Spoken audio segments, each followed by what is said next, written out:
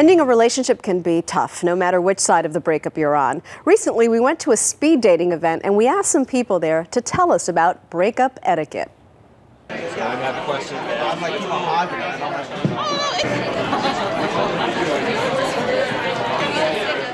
I think there's definitely a wrong way to break up with somebody.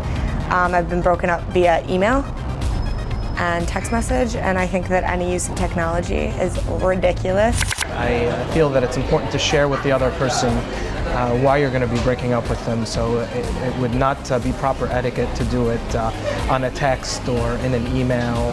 The last guy I was dating just kind of stopped dating, but I wasn't aware of it. Like, we just stopped going on dates, and yeah, I think that's the wrong way to break up with someone, because, you know, the person can't move on if they're still thinking, oh, we're dating. I wonder, as far as ways of breaking up etiquette, I just wonder if there's an easy, clean way to do it where it's minimal hard feelings on both sides. That's what I want to know. Let's get some answers then from marriage and family therapist Ian Kerner and from relationship expert Dr. Michelle Callahan, a contributor to Women's Health magazine. Good morning to you both. Good morning, Maggie. The first question, is there such a thing you think as an amicable split? Let's start with you, Dr. Michelle. It's hard for an amicable split because people are going to be unhappy that they're being broken up with, but it is possible to do it in a way that's respectful and kind, that you let the person know, I want to let you go, but I'm not trying to be mean and make it worse. Do you agree, Ian? Well, I think it's possible to have a friendly split, but I think the emotions that seethe under the surface are always strong because sometimes your emotions aren't even about the person you broke up with, they're about yourself, yeah. About self-esteem or what's wrong with me, or feeling alone or feeling rejected. So that's sometimes why the emotions are so strong, because it's about you. All right, let's talk about ways that we can lessen the blow. So many wrong ways that people break up. I'll tell my story. Okay. 9th grade, crazy about my boyfriend. It was my birthday, and he hadn't called all day. And I get a call from his best friend.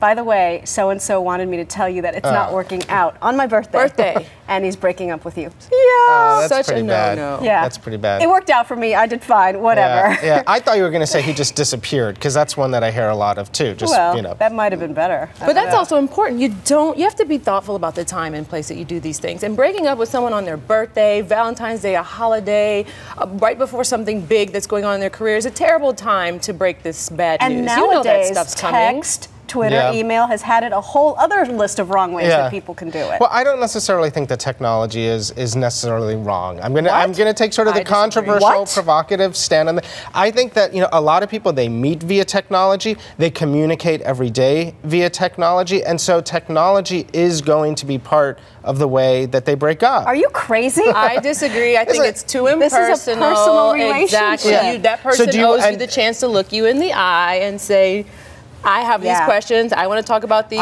things. Texting, telling somebody over a text or email. What about the situation where you're showing up on a Friday night, you think it's just a regular date night, and then you're going to get that blow of like, hey, it's not working out, and you're going to be like totally shocked. Tell me to my face. Okay, you don't think you should get a little warning via technology, like, hey, I think you should have had the warning in conversation still, because probably you've been talking about having relationship problems. We're going to disagree with that. Okay. So let's assume that people do it the right way and do it with you in person. If you're the one being broken up with, how do you keep your emotions in check? Because you don't want to like be at a restaurant and start, oh, but I love you and I need you. How do you keep it together? I really suggest that people listen. They need to let the other person talk. So you can learn some things about what's going on in the relationship, and just before you jump in and start getting all out of control, let them tell the whole story. Really try to stay cool and then speak after they've had their chance to say. I agree, because you're going to be on the phone with a million different people, whether you're a man or a woman. You're saying, what happened? What really went wrong? Was this the truth or not the truth? And so in the end, listening and getting as much accurate information as you can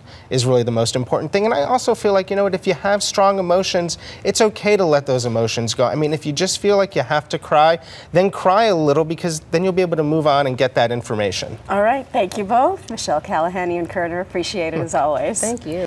A lot happens early on The Early Show, weekday mornings on CBS.